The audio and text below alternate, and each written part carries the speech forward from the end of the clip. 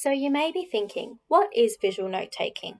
Well, visual note taking is the process of recording and structuring information or your thoughts in a visual way.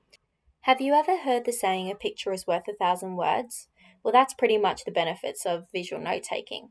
It helps you understand things, builds connections, creates meaning, increases memory, and keeps you more engaged in your subject. Now, due to the current climate, most of you guys are stuck behind a computer screen all day, every day. So we are going to go the old-fashioned route, which is pen and paper.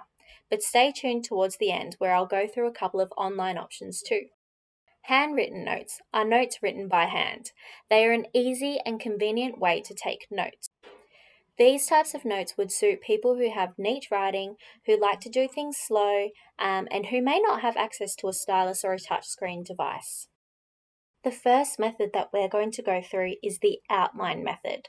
The outline method is very similar to dot points. You have headings, subheadings, and text, and you use numbers, letters, or dot points to identify and organize information based on their level of importance. This is the fastest way to note take, and it's very, very easy to do. But one thing that's a little bit annoying is that you can't include visuals. So if you're someone that likes to pop pictures on, you might want to think about using a printer so you can print out your pictures and chuck them on top. Now, to do outline notes, what you have to do is create a variety of listing types of symbols. So for examples, you might use numbers, letters, Roman numerals, or checkboxes and follow-up symbols. You'll notice that this looks very, very neat and structured, so it's good for people who like to keep things very simple. If you'd like to make it a little bit more fancy, you might want to think about using highlighters or different colored pens. The next method that we'll learn is mind mapping. This is where you visually represent information by using lines and bubbles to represent relationships between things. Once you get the hang of drawing the lines, it becomes very easy and allows you to naturally connect ideas. The key is to start your branches thick, and then as you go on, make them thinner. Curve your branches because straight lines look a little bit funny and don't allow you to be as creative.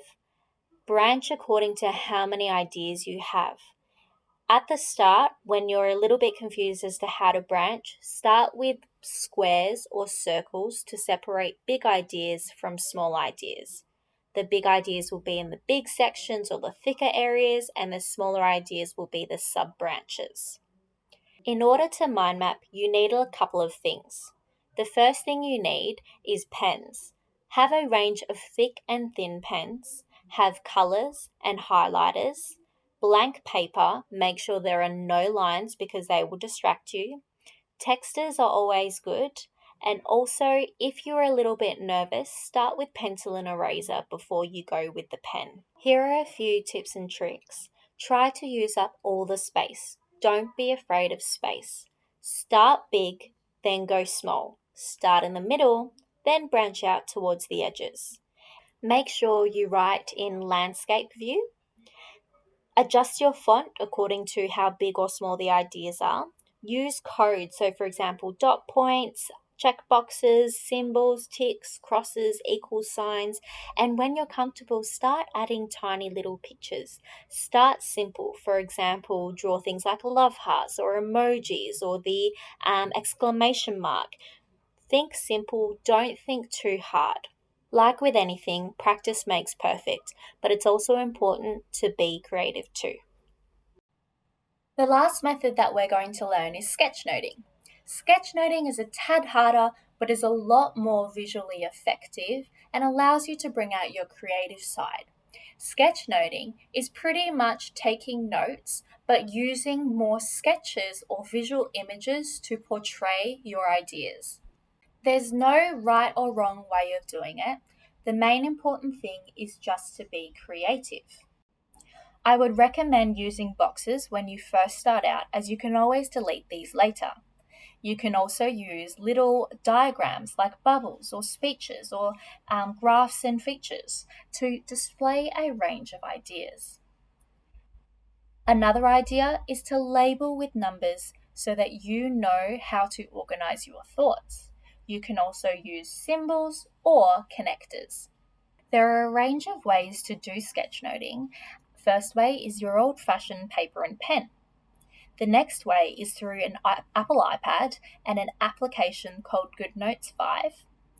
The third way is through a HP or touchscreen device and a stylus. And the last method, which is free, is OneNote. A great thing about using OneNote or GoodNotes 5 on Apple is that you can actually include images from Google. So, if you're doing science or health and you need to include an actual picture, you can easily copy-paste it and draw on top of it. This gives you more flexibility than a paper and pen would. Now you have learned 3 different ways to take notes. I would recommend really trying these out to make the most out of your online learning. Thanks for watching.